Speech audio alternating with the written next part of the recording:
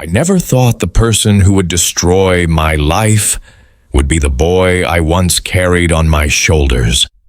When people hear the word betrayal, they think of enemies, strangers, maybe some business rival.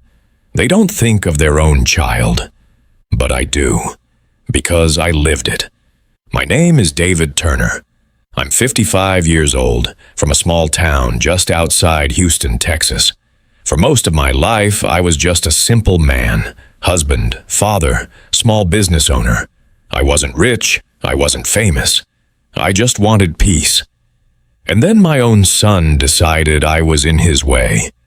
I still remember that night. Rain hammered against the windows. The power had flickered twice already. The whole house smelled like old wood and coffee. I was sitting at the kitchen table, trying to understand a stack of bank statements that made no sense. Money was gone. Accounts were empty. Loans existed that I had never signed. And printed on every page, like a cruel joke, was my name. My hands were shaking as I flipped through the papers. It felt like the world was sliding out from under me. I heard the door open. Footsteps. Slow, careful, like someone walking into a room where a bomb was already ticking. "Dad?" My son, Michael, called out. His voice used to make me proud. That night it made my chest tighten. "In here," I said. He walked into the kitchen, his expensive leather shoes leaving tiny, wet marks on the floor. He wasn't dressed like a small-town boy anymore. No, he wore a tailored suit, a watch that probably cost more than my truck, and a look on his face like he had outgrown this whole house, and maybe even me. On the table in front of me were the documents, fake signatures, fake approvals, real consequences. I didn't yell, I didn't scream. I simply looked at him and asked one question. Why? He didn't answer, not at first. Lightning flashed outside, lighting up his face. And for the first time in my life, I wasn't sure if I was looking at my son, or at a stranger wearing his skin. That was the night I realized the boy I raised had betrayed me. And if I didn't do something, his ambition would bury everything I had ever worked for. That was the night a father decided. Revenge wasn't about anger. It was about justice. And this is the story of how I took my life back. Before the storm. A father's pride setup, loving father, backstory, relationship, American dream. Let me take you back. Before the lies, before the forged documents, before the lawyers and the courtrooms.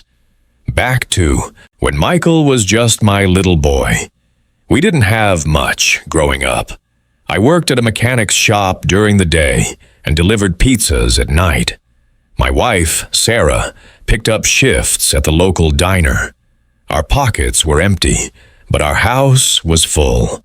Of laughter, of noise, of that kind of hope only young families have. And at the center of that hope was Michael. He was the kind of kid that made you dream big, smart, curious, always asking questions. Dad, how does an engine work? Dad, how do people become rich? Dad, why do some people have more and others less?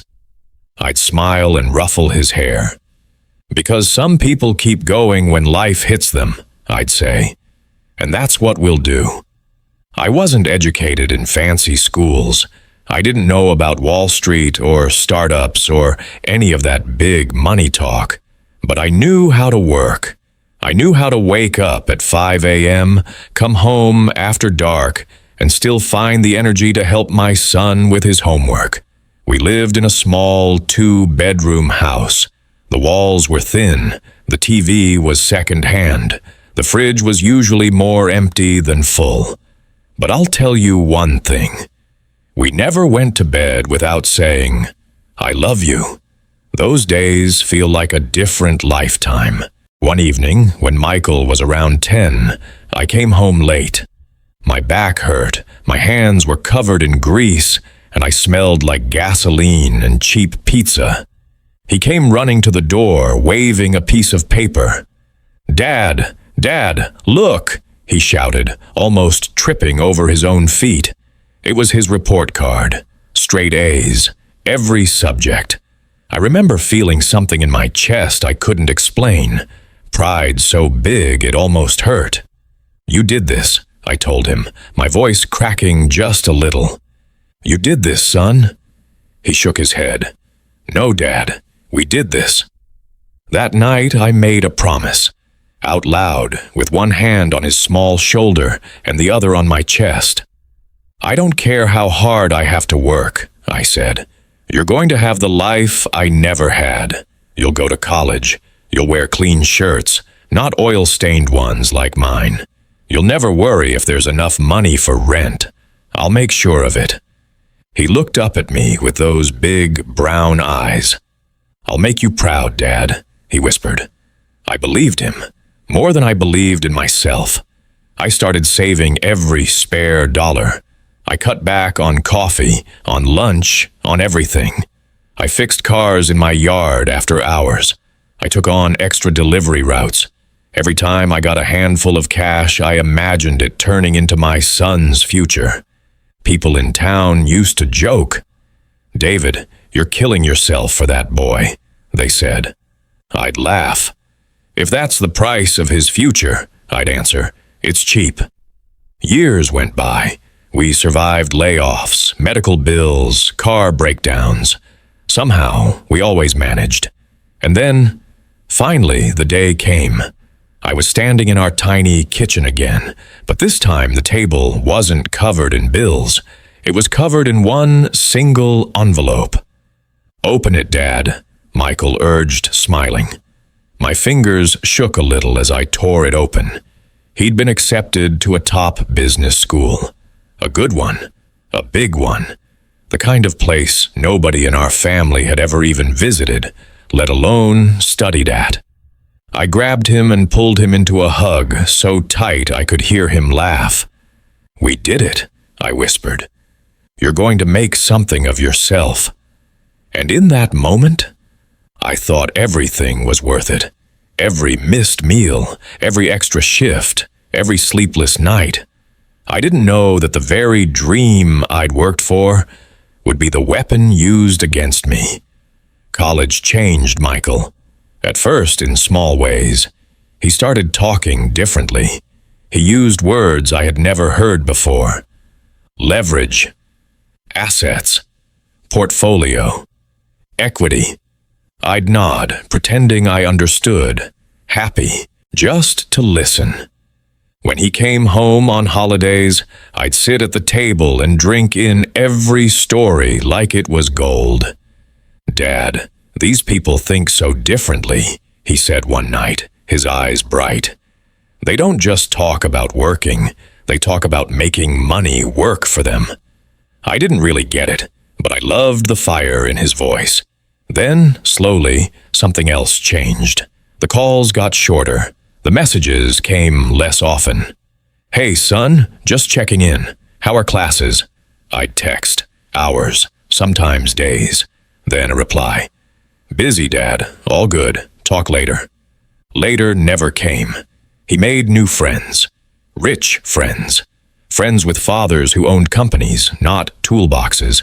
He visited their vacation homes, not our small house with the creaky porch. When he did come back, he'd look uncomfortable, like our home was a shirt he'd outgrown. One Thanksgiving, he came back wearing a suit jacket so sharp it looked like it could cut glass. His hair was styled, his shoes were polished, and his phone never left his hand. I was grilling out back when he came to talk to me. "Dad," he started, "have you ever thought about expanding your shop?" I laughed, wiping my hands on a rag. "Expand? Son, I'm barely keeping the old one alive." He shook his head, impatient. "That's the problem. You think small. You fix cars one by one. But what if you owned multiple shops? What if you had partners, investors?" The way he said the word small, it stung. "I'm just trying to provide," I said quietly. I don't know how to do all that big stuff." He sighed and looked away. "That's what I'm trying to help you with," he said. "You don't get it." We argued a little, not angrily, just enough for me to feel a crack forming, somewhere invisible but real.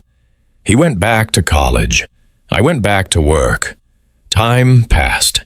He graduated, top of his class. I was there, sitting way in the back, wearing a shirt that didn't quite fit right, clapping until my hands hurt. He didn't see me at first.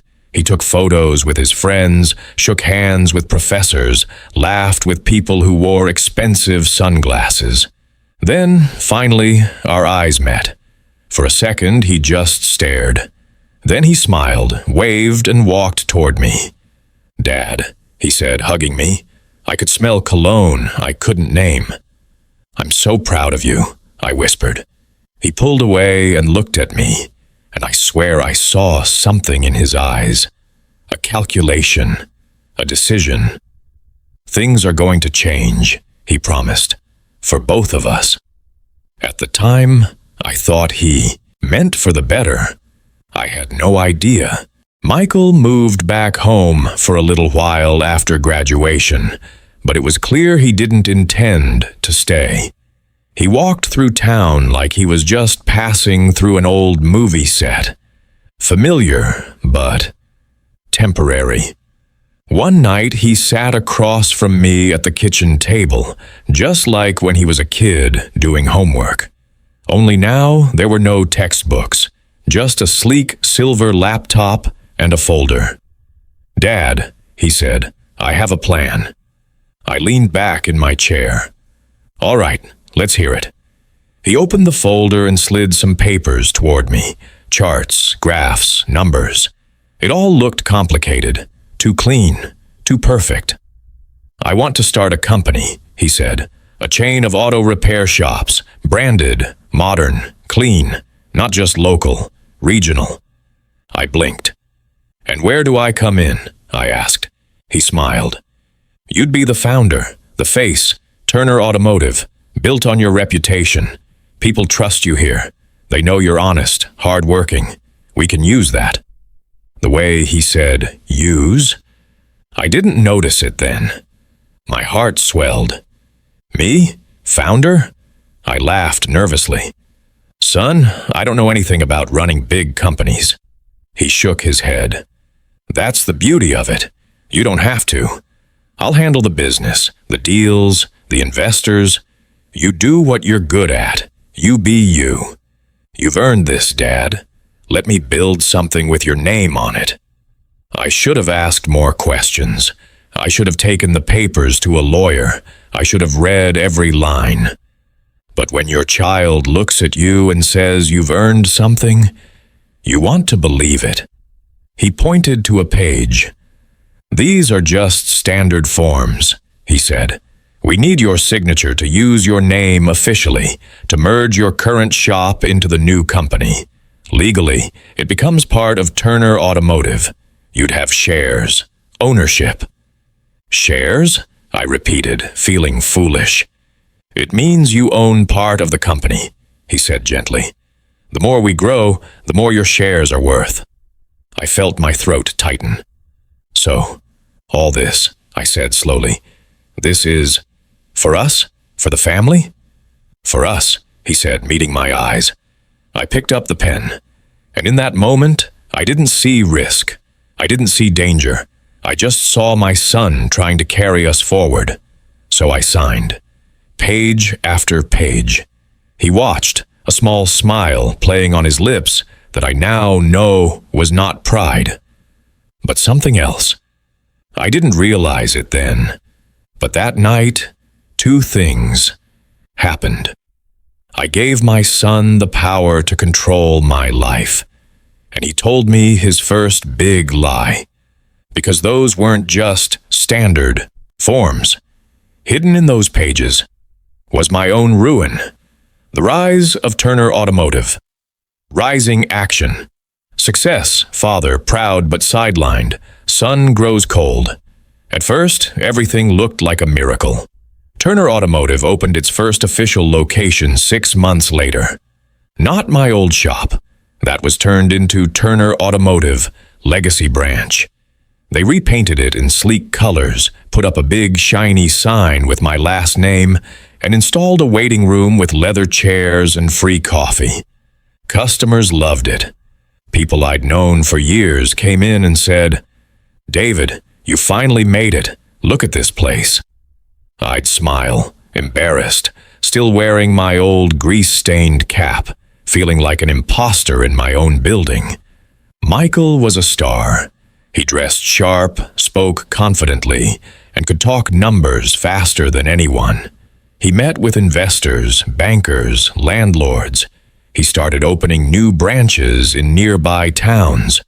Every time he cut a ribbon at a new location, he called me onto the small stage. "This is all because of my father," he'd say into the microphone. "He taught me everything about hard work." People would clap, cameras would flash, and for a moment, my heart would swell with pride.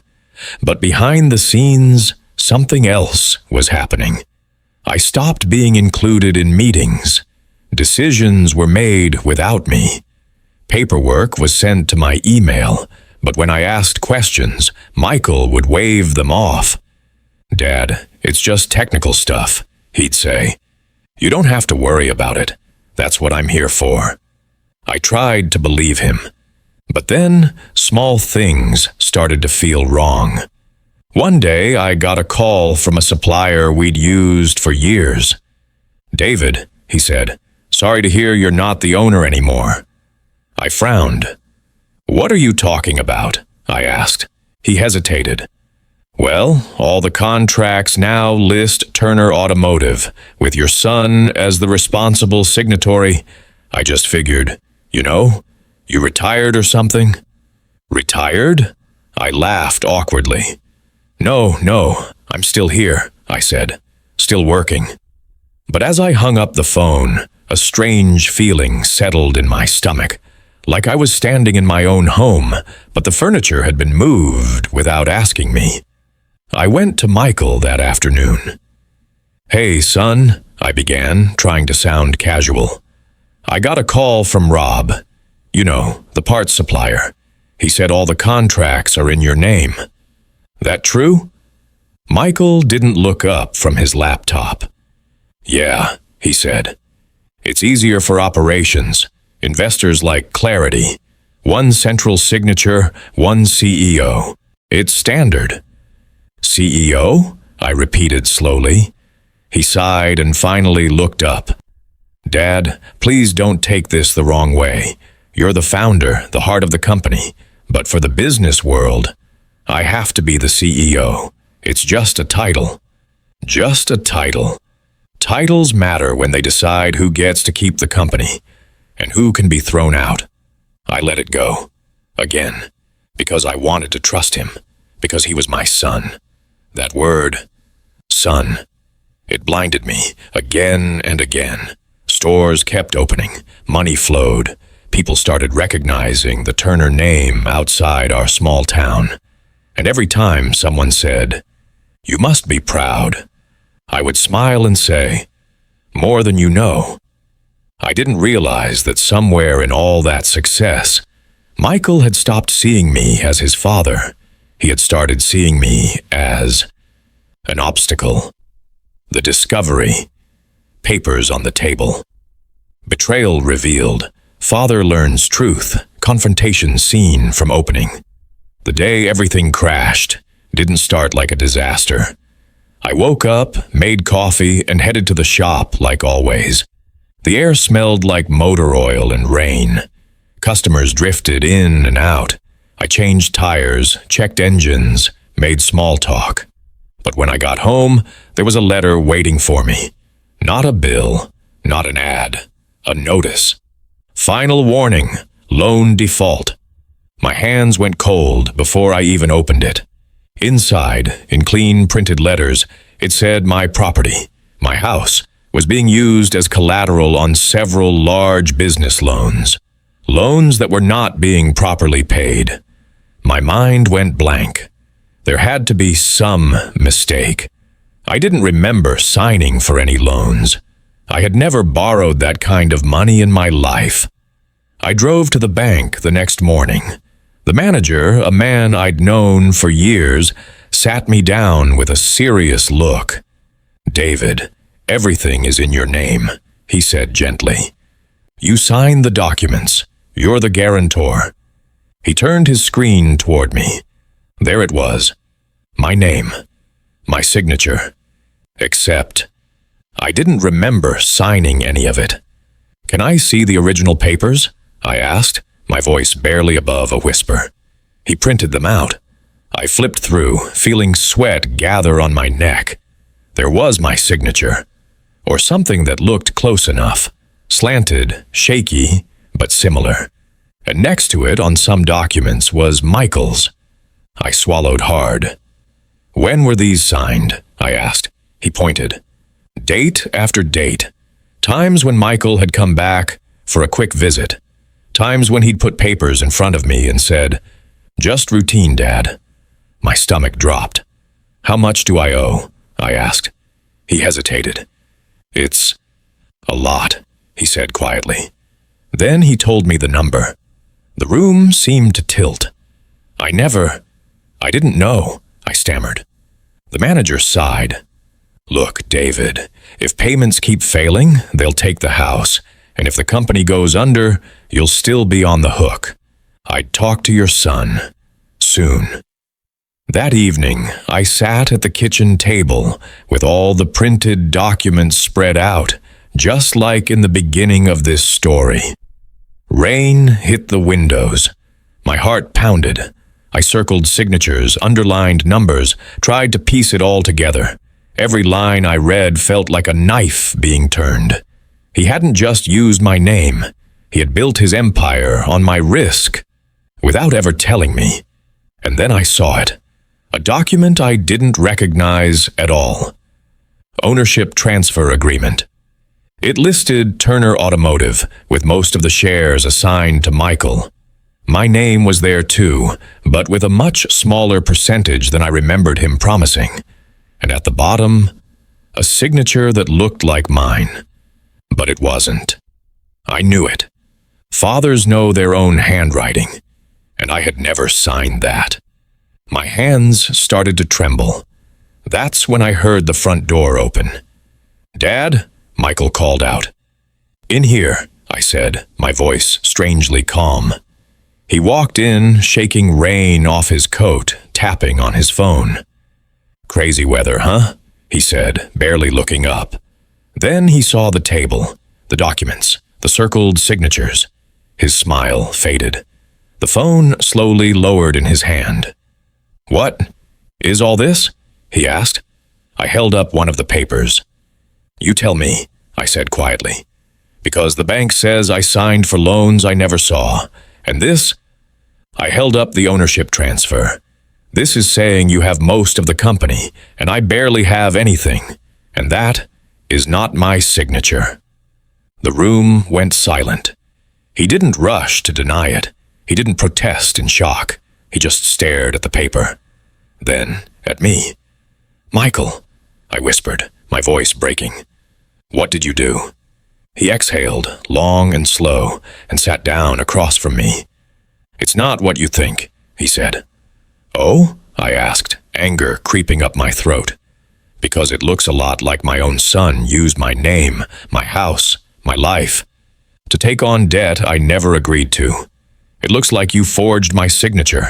It looks like you lied to me, over and over." He looked away. "I did what I had to do," he muttered. My heart stopped. "What you had to do?" I repeated. "You had to risk your family's home? You had to trick your father?" "You don't understand how business works, Dad," he snapped. "You never did. You think things can grow without risk, without leverage? Investors expected collateral. Banks wanted security. You weren't going to understand all that. So yes, I made decisions for us." "For us?" I laughed bitterly. "Is that what this is? For us? Then why is the company mostly in your name? Why am I the one they're coming after, not you?" He didn't answer. Rain pounded harder outside. My chest hurt, like someone was squeezing it from the inside out. "I worked my whole life for you," I whispered. "Every single thing I did so you wouldn't have to struggle like I did. And you used that against me." He finally looked up, his eyes colder than I'd ever seen. "I used what I had," he said. "Your name meant trust. That's why investors listened. Your shop, your home, it was all dead weight until I turned it into something bigger." Dead weight. That's what I was to him now. "You could have talked to me," I said. "You could have explained, asked, anything. Instead, you lied. You pretended. You forged my name. You betrayed me, Michael." He pressed his lips together. "Fine," he said. "You want the truth? You're holding us back. The sentimental old man with his old ways. Investors don't want someone like you making decisions. They want someone like me. I didn't tell you because you would have said no, and I couldn't let that happen." I stared at him, stunned. "So you decided for me," I said quietly. "You took away my choice, my freedom, my home." There was a long, heavy silence. Finally, he stood up. "You're overreacting," he said. "We're going to be fine. Once the next round of investment hits, the loans will be covered. The expansion plan is solid. You just have to trust me." "You lost that right," I said. My voice wasn't loud, but it stopped him like a wall. "You lost the right to ask me for trust the moment you signed my name without my hand." He stared at me, and then scoffed. "I don't have time for this," he muttered. "You'll thank me later." He turned and walked toward the door. "Michael," I called out. He paused. "If we lose this house, your mother's kitchen, your childhood bedroom, every memory we ever made here," I said, my voice shaking, "will that just be business too?" He didn't look back. The door closed behind him. And in that moment, I felt something inside me snap. Not in anger, but in clarity. I had spent my whole life protecting my son. Now, I had to protect my family from him. Rock bottom and a father's decision. Father hits low point, shame, almost gives up, then chooses revenge justice. The weeks that followed were the darkest of my life. The bank kept calling. Lawyers sent letters. Debt numbers stared at me from every page like they were alive, mocking me. Turner Automotive was struggling. Expansion had been too fast, too aggressive. Some branches weren't making enough. Investors were nervous. Bills piled up. And every time a payment was missed, they came knocking on my door. Not Michael's. I stopped sleeping. Food tasted like cardboard. I walked through my own home like a stranger. People in town started whispering. "Did you hear? David's in trouble." Guess that business wasn't as solid as we thought. One night I sat alone in the dark living room, the only light coming from a street lamp outside. The house felt heavy, like it knew it was at risk of being taken away. I stared at a photo on the wall. Me, Sarah, and little Michael at the beach years ago. He was on my shoulders, arms out like an airplane, laughing his heart out. I felt tears burn my eyes. "How did we get here?" I whispered. For a moment, a very dangerous moment, I thought about just giving up. Sell whatever I could. Let the bank take the house. Let Turner Automotive crash. Move into some cheap apartment somewhere. Disappear quietly. The shame was crushing. How do you look people in the eye when your own son has done this to you? How do you admit that you were blind, that the child you loved became the person who destroyed you? But then I heard Sarah's voice in my head. She had passed away years earlier. cancer, quick and cruel. I had held her hand in the hospital as machines beeped around us. "Promise me one thing," she'd whispered back then. "Take care of Michael, and never let this world break you, David. You're stronger than you think." I closed my eyes and took a long, shaky breath. Stronger than you think. Maybe I couldn't change what Michael had already done. But maybe I didn't have to let him get away with it. I stood up, slowly. No more sitting in the dark. No more hoping he'd suddenly apologize, fix everything, and be the boy he used to be. If my own son wanted to treat me like a fool, then I would show him just how dangerous a fool could be. Revenge. It's a heavy word. People think it means rage, violence, shouting. But my revenge was going to be different. I didn't want to hurt him with my hands. I wanted to hold up a mirror to everything he'd done, to expose him, to make him face the truth. And above all, I wanted my life back. So that night, at my lowest point, I made a decision. I would fight, not as a broken, betrayed father, but as a man who had nothing left to lose. The plan. Learning the game. Revenge plan. Father gathers evidence, allies, uses law and truth. The first thing I had to accept was simple. Michael knew the game better than I did. He knew contracts, loopholes, investor talk, legal language. I knew wrenches and engines. If I tried to fight him on his turf alone, I'd lose. So I did something hard for a proud man like me. I asked for help. I went to see a lawyer in town, a woman named Angela. I'd known since she was a teenager. I'd fixed her first car, watched her grow up, go off to law school, come back with sharp eyes and a sharper mind. She greeted me in her small office. "David," she said, surprised. "What brings you in?" I sat down heavily. "I need you to tell me," I said, sliding the folder of documents toward her, "if my own son has broken the law." She looked at me, startled, then at the papers. For the next hour, I watched her read. Her eyes moved quickly. Sometimes she frowned. Sometimes she sighed. When she finished, she leaned back. "I'm so sorry," she said quietly. "This is bad." "On a scale of 1 to 10? I asked, my throat dry. She looked me straight in the eye. "Your son has put you in a very dangerous position," she said, "but he's also been careless." Careless. "How?" I asked. She pointed to one of the documents. "This signature is questionable," she said, "and here, this transfer, the way it's structured, it could be challenged. There are gaps, places where things don't line up. If we can prove you never agreed to certain loans, never signed some of these pages, we might be able to not only protect your house, but also hold him accountable." "Hold him accountable," I repeated slowly. "In plain language," she said, "we can expose what he did, legally, publicly, but it won't be easy, and it won't be pretty." I stared at the papers. Part of me still wanted to protect Michael, to find some way to fix this quietly, to avoid dragging his name through the mud. But then I remembered his words. "Dead weight. You'll thank me later.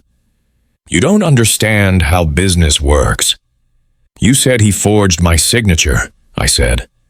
"I said it looks suspicious," she corrected. "We'd need a handwriting expert, evidence, witnesses. But yes, if we can prove forgery and deception, things change."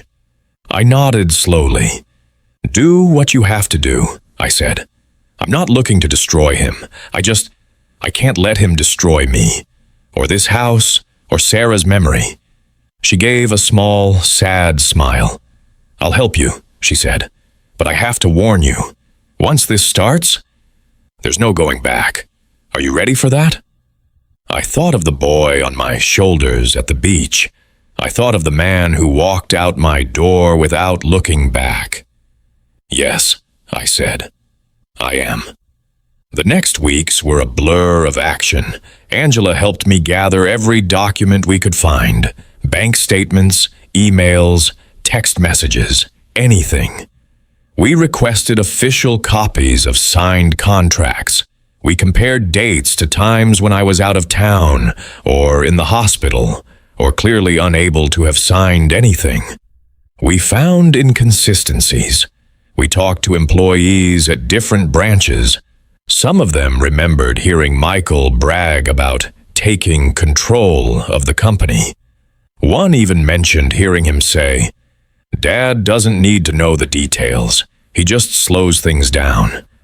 It hurt to hear, but it also fueled the fire inside me. I wasn't powerless, not anymore.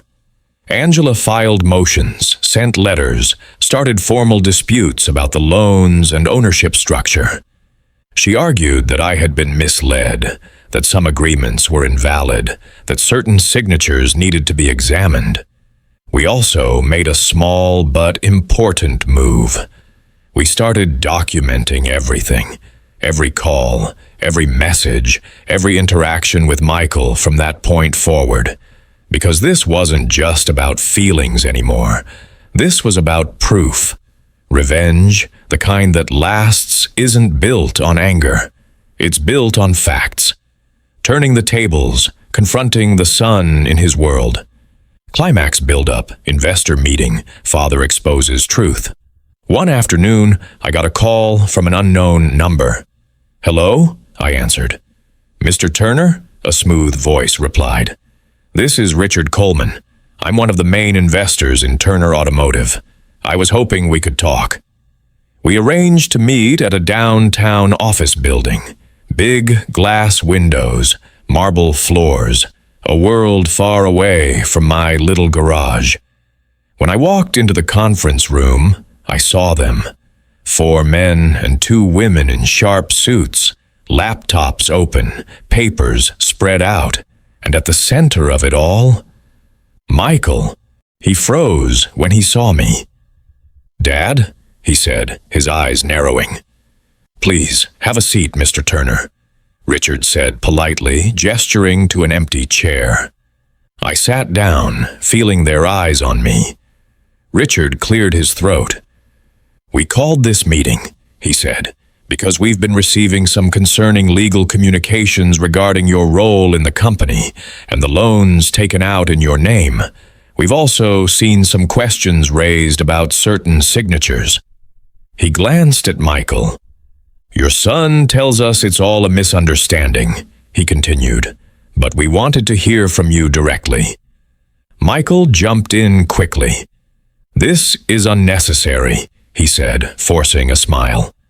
"My father is just confused. He doesn't fully understand the paperwork. He's been under a lot of stress." I watched him talk, spinning words, trying to control the room like he always did. And then I decided I'd had enough.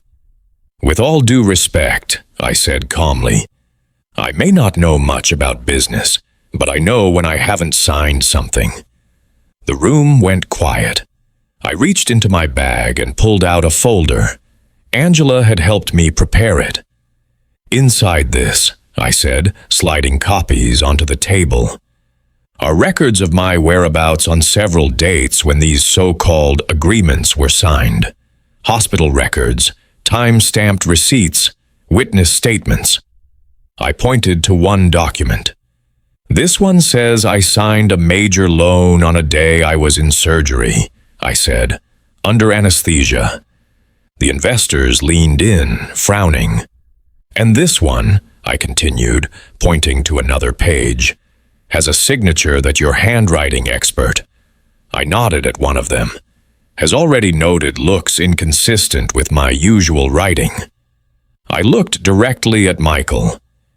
"You used my name," I said quietly, "without my consent. You built this empire you're so proud of by risking everything I own. You didn't just make a mistake. You made a choice."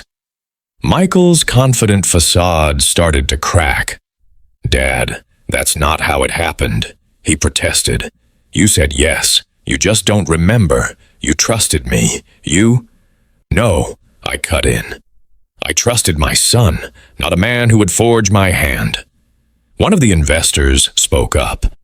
Michael, she said slowly, is this true? Did you sign documents on your father's behalf without proper authorization? He stammered. In business, things move fast, he said. Sometimes we streamline processes. My father, he's old-fashioned. I was trying to protect him from stress. I did what I had to do to secure funding. Richard looked at him, then at me. Doing what you have to do, Richard said carefully, does not include falsifying signatures. If that's what happened, it puts us all at risk. He turned back to me. Mr. Turner, he said, what are you asking for? I took a deep breath. I want the truth recognized, I said. I want my name off any loans I never agreed to. I want my house protected. I want the company structure reviewed. And if my son broke the law, I want that on record. I don't want him destroyed, but I won't be sacrificed to save him. Michael's chair scraped loudly as he stood up. Are you serious right now? He shouted. Dad, you're making a scene in front of my investors. You're going to ruin everything we built. I looked up at him slowly.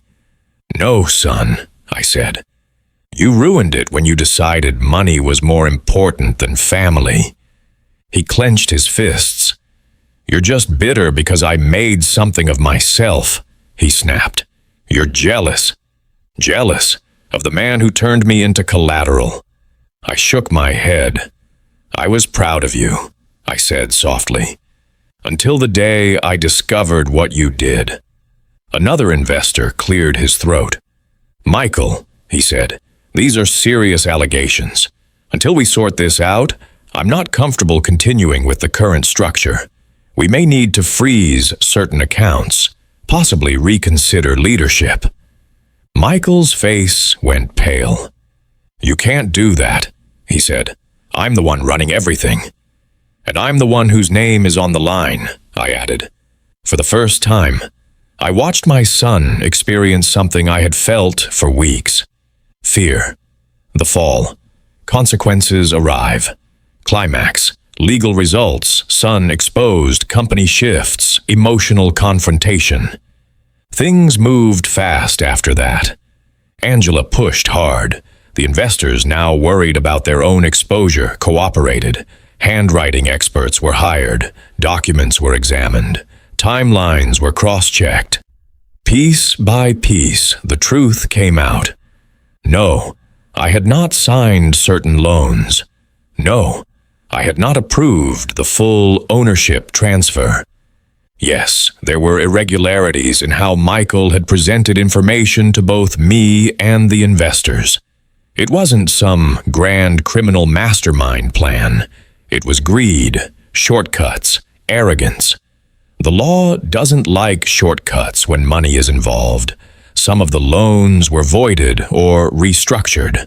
The bank, realizing they might be dealing with forged documents, backed off from taking the house.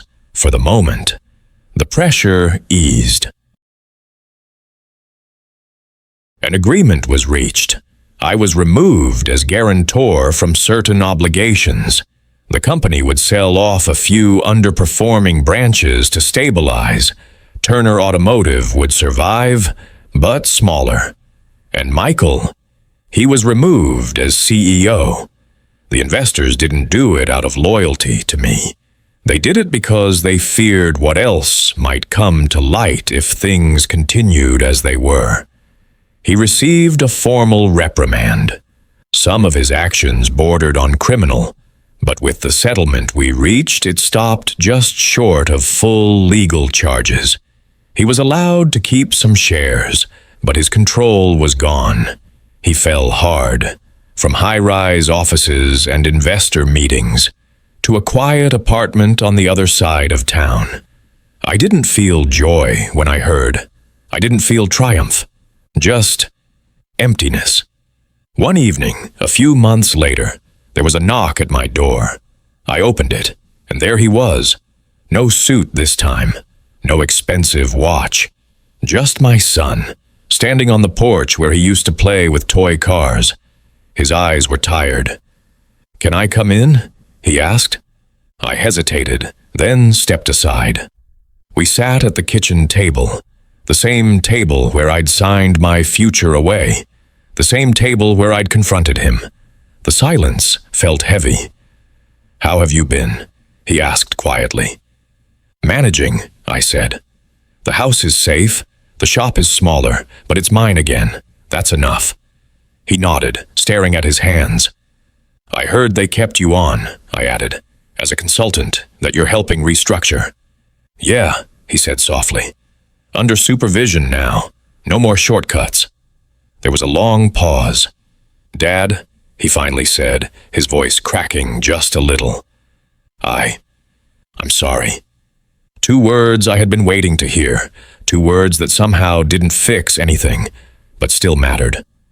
"I never meant to hurt you," he went on.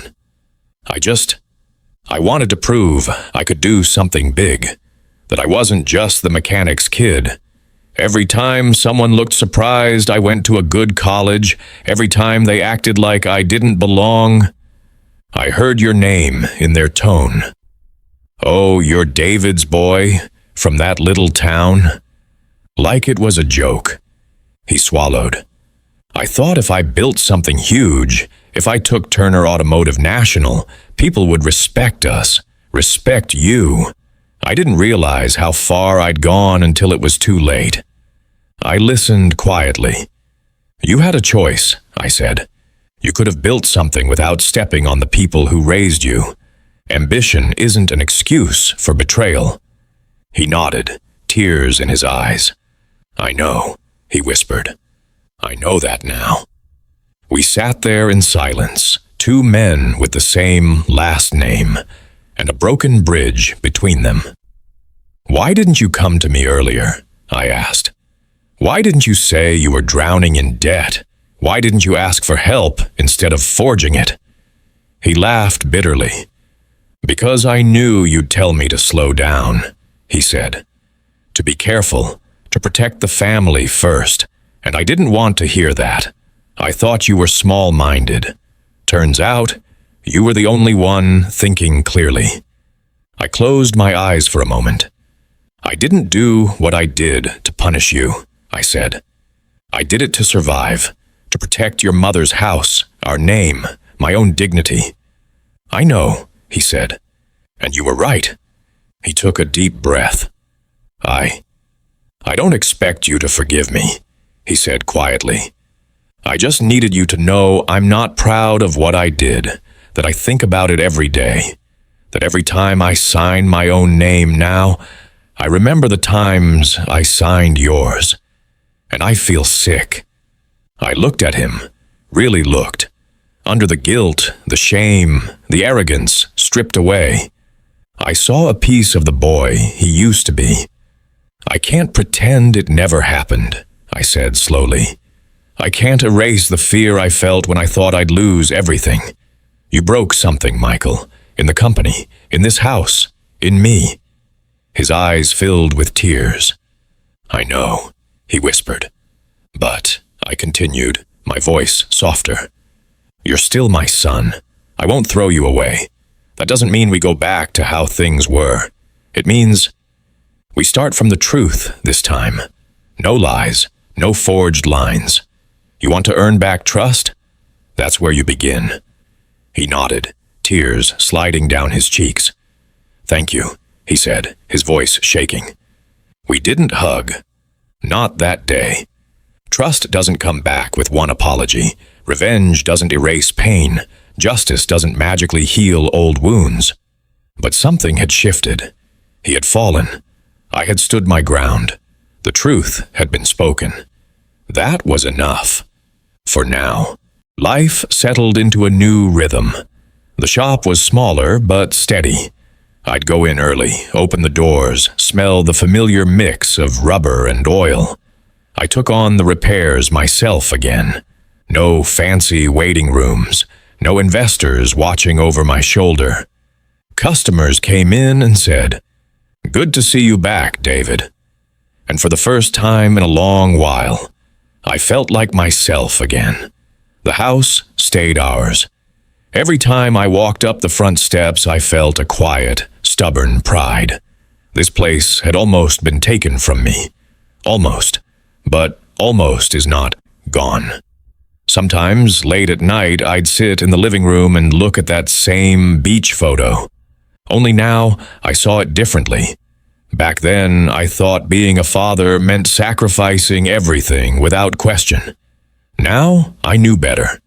Being a father also means setting boundaries, saying no when it matters, not letting love blind you to the truth. Michael kept his distance at first. We'd text occasionally, short messages, safe topics. Then one weekend, he showed up at the shop. "Need an oil change?" I joked. He smiled faintly. "Actually, I was wondering if you could show me how you do that thing with the carburetor you always talk about," he said. I realized I know how to build spreadsheets, but I don't really know what the business is built on. It was a small thing, but it mattered. I handed him a pair of gloves. "Get under the car," I said. "If you're going to carry the Turner name, you should at least know what we really do." As we worked side by side, in silence, I felt some of the anger in my chest soften, not disappear, just loosen. He still had consequences to face. His reputation in business circles had taken a hit. Some investors wouldn't touch him anymore. He had to rebuild from the ground up, this time with more humility and less ego. That was part of his punishment, not from me, from life. As for me, my revenge hadn't been about making him suffer. It had been about reclaiming my dignity, about proving that a simple mechanic could stand up to lies, to legal traps, to his own child's ambition and say, "Enough." And I had. Moral. What a father learned from betrayal. Moral impact, emotional reflection for audience. If you've listened this far, you might be wondering, was it worth it? Was exposing my own son, dragging our family name through legal rooms and investor meetings worth the pain? Here's my answer. Betrayal hurts the most when it comes from those you love. There's no easy fix, no shortcut, no magic phrase. But pretending it didn't happen, looking the other way, letting someone, anyone, walk all over your trust, that's not love. That's surrender. I loved my son enough to fight him, not with fists, not with rage, but with truth. And the truth set more than just the company free. It set me free, too.